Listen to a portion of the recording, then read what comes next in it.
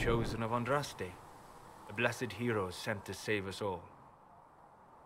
Am I riding in on a shining steed? I would have suggested a griffon, but sadly they're extinct. Joke as you will, posturing is necessary. I've journeyed deep into the Fade in ancient ruins and battlefields to see the dreams of lost civilizations. I've watched as hosts of spirits clash to reenact the bloody past in ancient wars both famous and forgotten. Every great war has its heroes. I'm just curious what kind you'll be. What do you mean, ruins and battlefields? Any building strong enough to withstand the rigors of time has a history. Every battlefield is steeped in death. Both attract spirits. They press against the veil, weakening the barrier between our worlds. When I dream in such places, I go deep into the Fade. I can find memories no other living being has ever seen. You fall asleep in the middle of ancient ruins. Isn't that dangerous? I do set wards. And if you leave food out for the giant spiders, they are usually content to live and let live. I've never heard of anyone going so far into the Fade.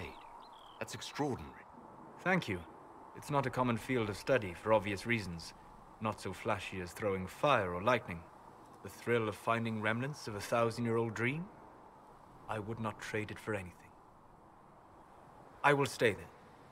At least until the breach has been closed. Was that in doubt? I am an apostate surrounded by Chantry forces in the middle of a mage rebellion. Cassandra has been accommodating, but you understand my caution. You came here to help, Solus. I won't let them use that against you. How would you stop them? However I had to. Thank you. But now let us hope either the mages or the Templars have the power to seal the breach.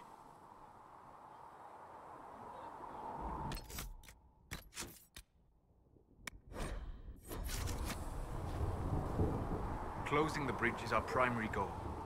But I hope we might also discover what was used to create it. Any artifact of such power is dangerous. The destruction of the Conclave proves that much.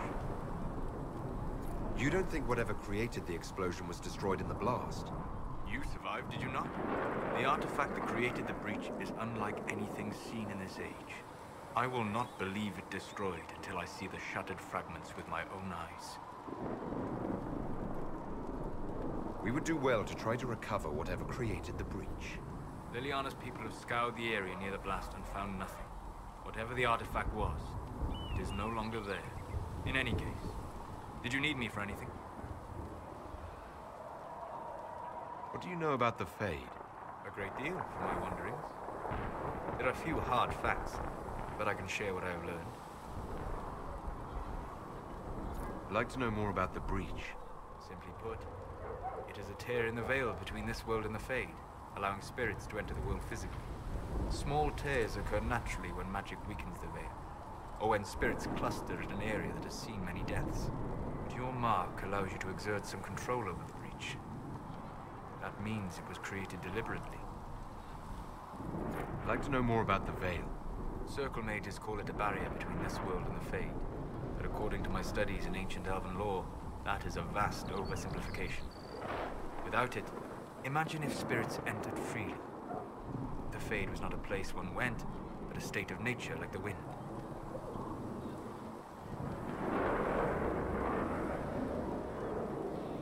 It sounds like it would be wonderful. And dangerous. But yes, a world where imagination defines reality, where spirits are as common as trees or grass. Instead, spirits are strange and fearful, and the Fade is a terrifying world touched only by mages and dreamers.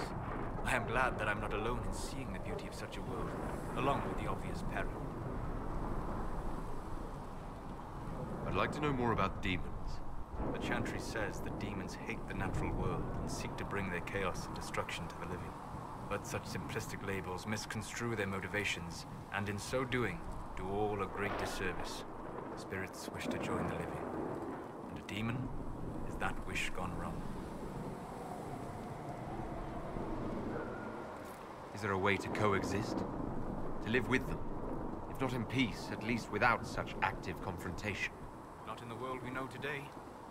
The veil creates a barrier that makes true understanding most unlikely. But the question is a good one, and it matters that you thought to ask. We'll talk later. Goodbye.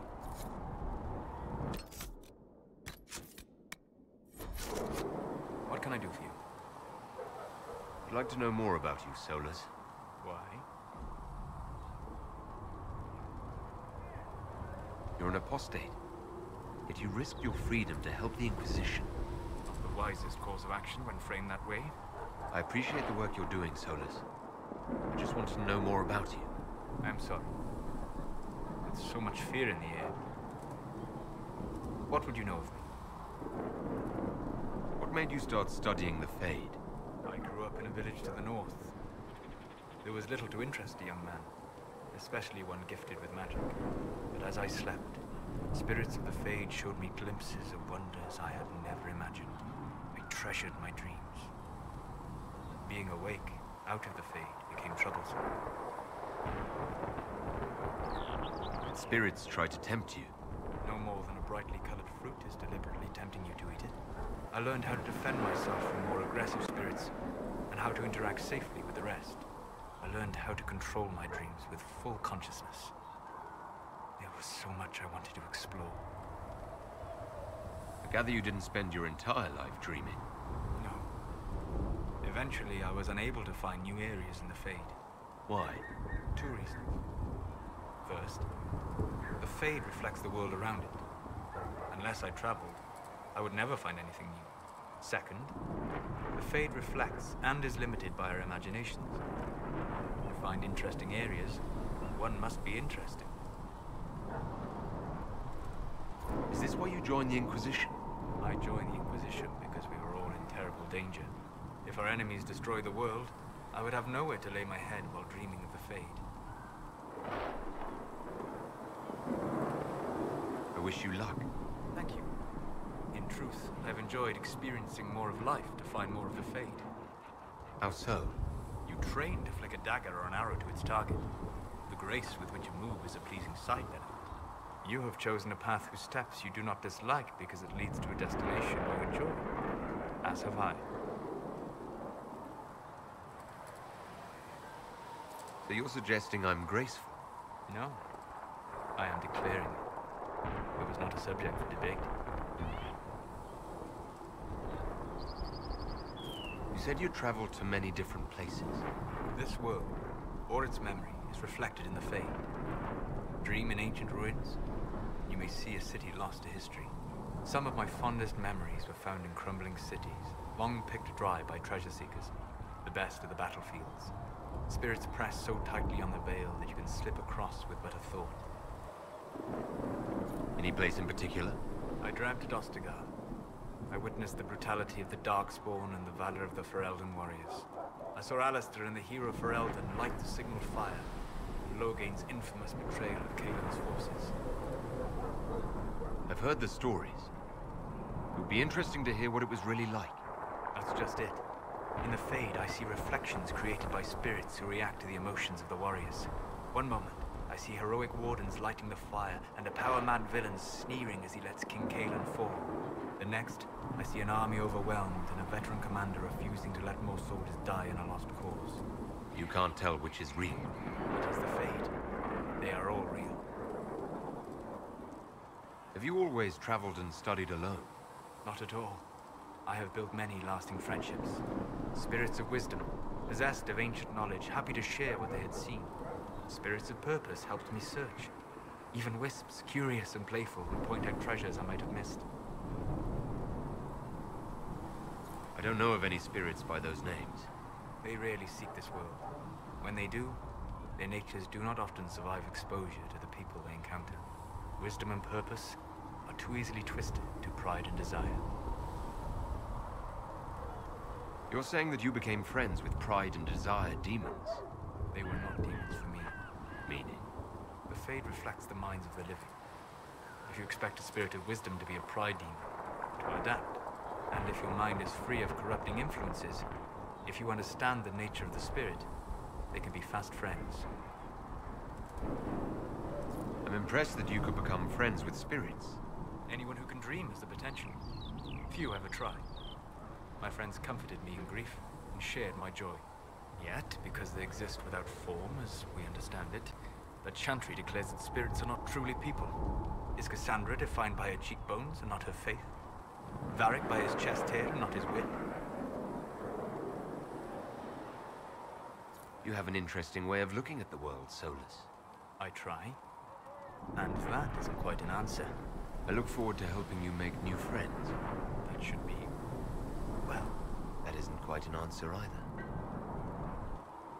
We'll talk later. Goodbye. Greetings. I'd be interested in hearing your opinions on elven culture.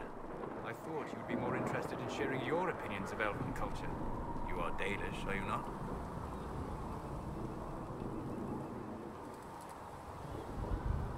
My people come from the elves who refused to surrender when humans broke their treaty and destroyed the Dales. Your keeper was not wrong about that, at least. We must mark the occasion of the Dalish remembering something correctly. Perhaps we should plant a tree. You insult my people. They insult themselves.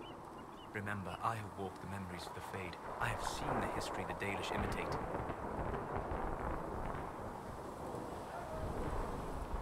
Irabellas, Haren. If the Dalish have done you a disservice, I would make that right. What course would you set for them that is better than what they know now? You are right, of course. The fault is mine, for expecting what the Dalish could never truly accomplish. Irabellas, Stalin. If I can offer any understanding, you have but to ask. Is elven magic different from the magic used by humans? No and yes. Magic is magic, just as water is water, but it can be used in different ways. Dalish magic is more practical, not needing Chantry approval, although they still frown on blood magic. Superstition. Much of it is more subtle. A legacy from when elves were immortal. You said that the censure against blood magic was a superstition. I did. It's fortunate Cassandra is not within earshot. Most modern cultures forbid blood magic. Publicly, even Devinter disapproves of it. But as I've said, magic is magic. It matters only in how it is used. To be honest, I don't see it as different from any other magic. It's a means to an end. Indeed. The problem is that under the Chantry, blood magic is forbidden, so only criminals practice it. While in Devinter, magisters compete with each other, instead of keeping their volatile friends in check. They always succeed through power, so they have never had the chance to learn another way. Legends of elven immortality. Did they use magic to increase their lifespan? No. It was simply part of being elven. The subtle beauty of their magic was the effect, not the cause of their nature. Some spells took years to cast. Echoes would linger for centuries, harmonizing with new magic in an unending symphony. It must have been beautiful. I'd like to know more about the elves from before our time. The Dalish strive to remember Hallam Sharal. But Hallam Sharal was merely a fumbling attempt to recreate a forgotten land. Arlathan. Elvanan was the empire, and Arlathan its greatest city. A place of magic and beauty, lost to time. You've studied ancient elves. What else do you know of Arlathan? We hear stories of them living in trees, and imagine wooden ramps or Dalish aeravels. Imagine instead spires of crystal twining through the branches, palaces floating among the clouds. Imagine beings who lived forever, for whom magic was as natural as breathing. That is what was lost. Are all Dalish elves like my clan? No. Your clan was unique in having enough interest in human affairs to send you to spy upon the Divine's meeting. As your clans have been separate for so long, they have all changed, adapting to the lands in which they live. Some are no more than bandits, others trade freely with humans, and some have disappeared entirely into the forests. What can you tell me about elves living in human cities? The culture in alienages or among the slaves of Devinter is like any of the impoverished and powerless. They cling to memories of a better past, and practice a few rituals to distinguish themselves from humans. We'll talk later.